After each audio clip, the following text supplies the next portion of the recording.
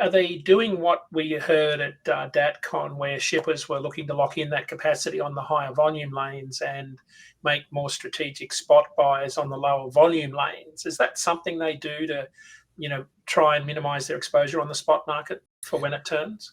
Yeah, the short answer is yes. I think there is also the play of, okay, where am I from a bid standpoint, where am I going to focus my energy, right? And so obviously the high volume lanes is where a lot of that focus is, but that's where we've also seen, and I know this was talked about at DatCon as well.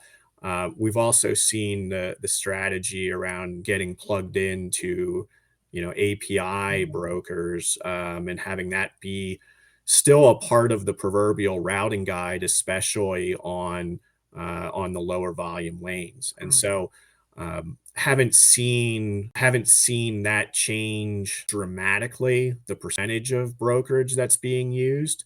Have seen it change the number of different brokers that that a shipper is engaged with. And when I say percentage of brokers using, I mean that's still, or spot. Let me say it more precisely.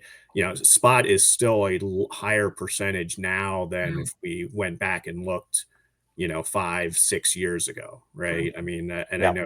I know DAT Right. and Chad have shown that, numerous times Yeah. in presentations and whatnot, that it never came back down to the same levels pre-pandemic.